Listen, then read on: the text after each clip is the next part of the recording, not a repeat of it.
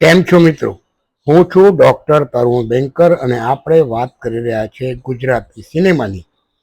આજે રિલીઝ થઈ રહી છે ગુજરાતની આદિવાસી સંસ્કૃતિ અને સમાજની એક અનોખી વાર્તા લઈને આવેલી ફિલ્મ કડકનાથ. ગુજરાતના એક છેવાડાના ગામની શાંતિને હચમચાવી મૂકતી ઘટના પછી આદિવાસી સમુદાય રહસ્યમય ભેટ ધરાવતા અભયસિંહ તરફ વળે. આ હચમચાવી નાખતી ઘટના એટલે એક હત્યા અને લાશના નાના નાના ટુકડા કરી નાખવામાં આવે છે. શોધ દરમિયાન બધાને એક ભૂતિયો આભાસ થાય અને એવી સ્થિતિ અને રહસ્યો બહાર આવે જે આખા ઘટના ચક્રને રહસ્યમય, મિસ્ટ્રી અને થ્રિલર બનાવે. ફિલ્મનું નામ કડકનાથ. લેખક દિગ્દર્શક કૌશિક ગરાસિયા, નિર્માતા વિહંગ રાઠોડ, નીરવ ભાંભોર. મુખ્ય કલાકારો અભિનય બેંકર, બેનિશા ગુમરા, નીરવ ભાંભોર.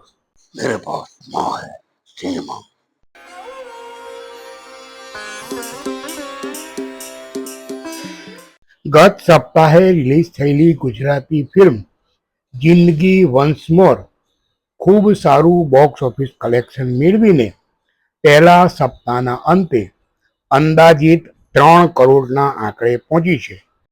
સાથે એ વાત પણ જરૂરી છે કે નંબર ઓફ શો અને નંબર ઓફ થિયેટરનો આંકડો મળે તો આ બોક્સ ઓફિસ કલેક્શનને બહુ સારી રીતે મૂલવી શકાય.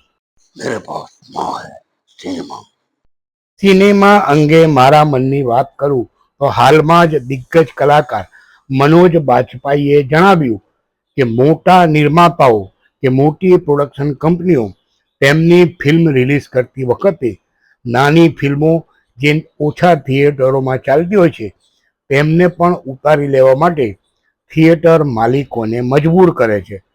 શું ગુજરાતીમાં પણ આવું ઘટે છે? હું કહીશ હા, કારણ મારા એક મિત્ર ફિલ્મ સર્જકે મને આ વાત કહી હતી. એમની બહુ જ સારી ગુજરાતી કલ્ટ ક્લાસિક ફિલ્મને એક મોટા દિગ્દર્શકની લવ સ્ટોરી અને બહુ જ ચાલેલી ફિલ્મને રજૂ કરવા માટે એમની ફિલ્મને થિયેટરોમાંથી ઉતારી લેવી પડી હતી. શું આ પ્રેક્ટિસ કે આ પ્રકારની એટીટ્યૂડ યોગ્ય છે ખરી? આમ કરવાથી ગુજરાતી સિનેમાને ઓવરઓલ ફાયદો થશે કે નુકસાન, એની ચર્ચા જરૂરી છે.